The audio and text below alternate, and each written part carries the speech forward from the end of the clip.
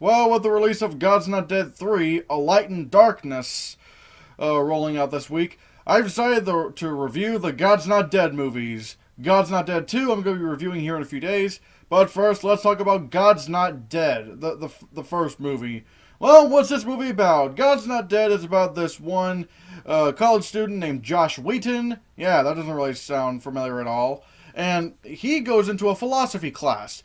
However, there's this one teacher, Professor Radisson, who's trying to make every student renounce their religion, which is totally within the law, by the way. And when Josh doesn't want to do this, Professor Radisson says that he must defend his faith or risk failing the class.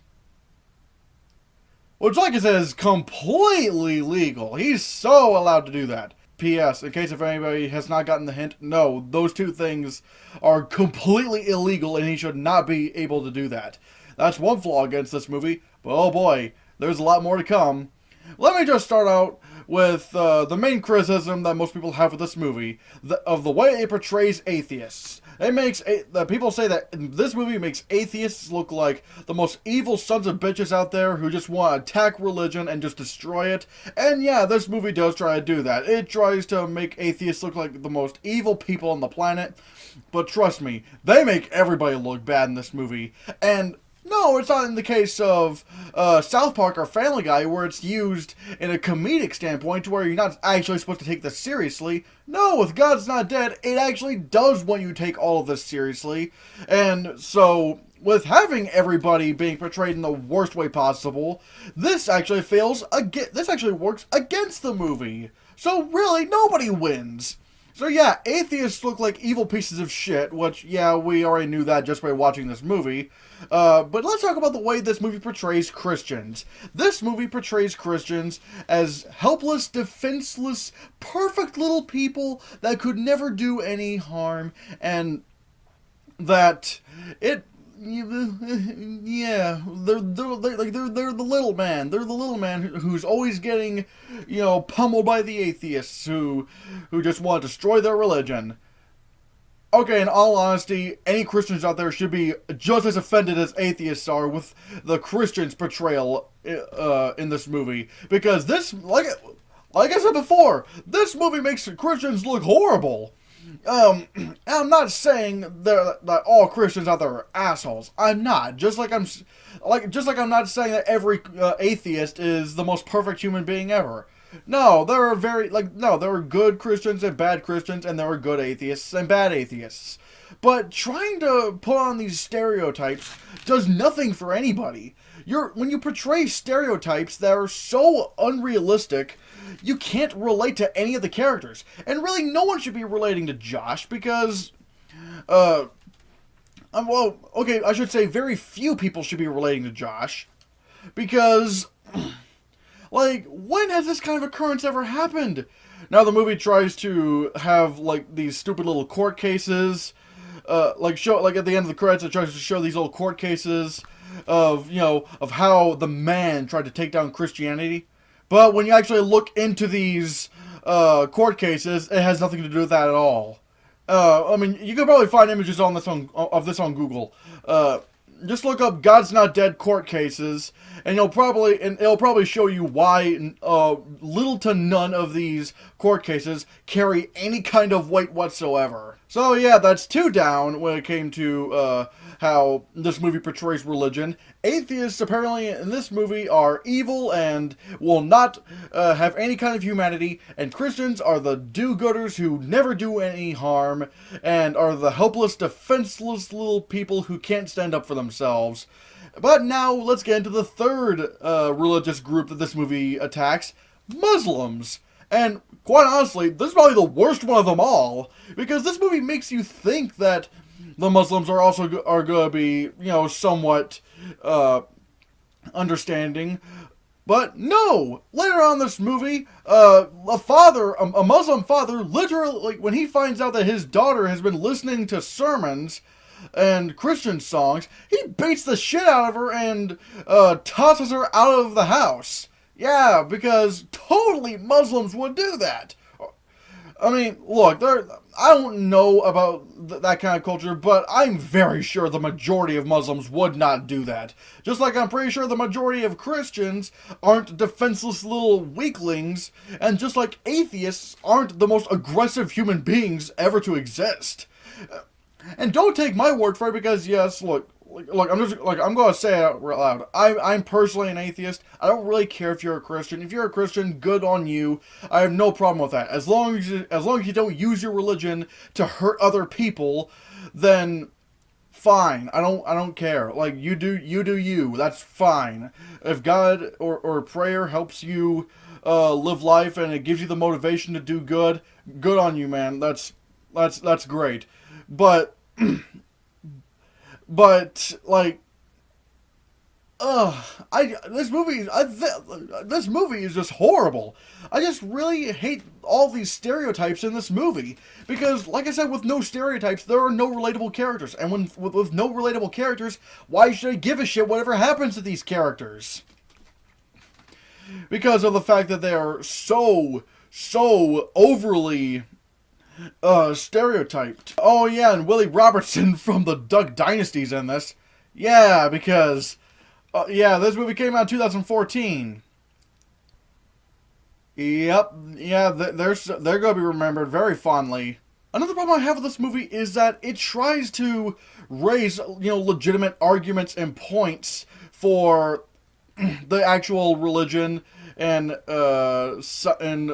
atheist debate. But the problem is, a lot of the arguments are really, really weak. Like, for example, I'm trying to think, I don't remember what the, I don't remember what, Professor Radisson was trying, what his argument was at one point, but Josh Wheaton, I still really fucking hate that name, pulls out this argument where some religious person said, nonsense is nonsense, even when said by scientists. That's the best argument you got? Really? Nonsense is nonsense even when being said by scientists? Okay, for one, that's like some idiot trying to say that climate change isn't a thing, even though they have no experience with actual climatology. Who are you going to trust more when it comes to science? Are you going to trust, for example, with climate, with global warming, are you going to trust a climatologist or some random politician?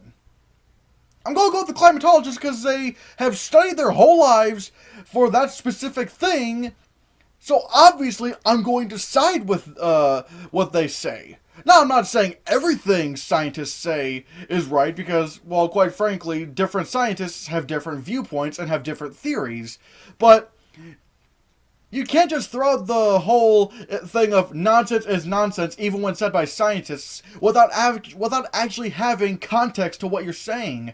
Actually defend your point, because when you're just saying nonsense is nonsense, even when said by scientists, you might as well be saying no. I'm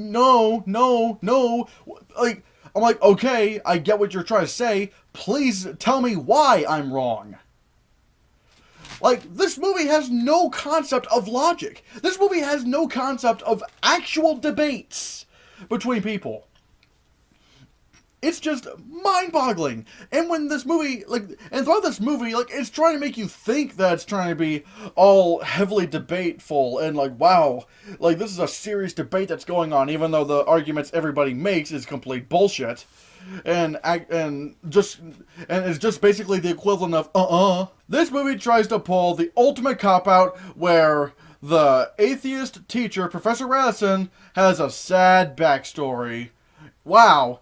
Instead of actually having this character be interesting, where he maybe either it was just an atheist the whole time of his life, or maybe he's questioning religion.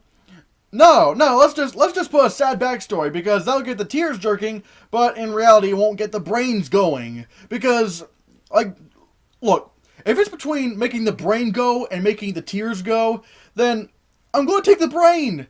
Things have to make sense. Now, I'm pretty sure there are atheists out there who maybe converted to atheism because of a sad event, but I'm pretty sure the majority of them just didn't believe in God to begin with. Hell, I was raised as a Catholic, but you know why I became an atheist? Because I started having self-doubts. Like, there were some things, at least to me anyways, I'm not trying to put, like I said, I'm not trying to shit on anybody who is religious. I'm just telling you my experience with religion. If you're religious, like I said, that's totally cool. Like I said, as long as you don't use your religion to hurt other people, then fine, whatever. You be you. It's just from my point of view, my experience was that there were just some things I just couldn't grasp. And so the more and more I couldn't grasp, the more separated I became from Catholicism, which is a branch of Christianity. And so it eventually led me to how I believe today.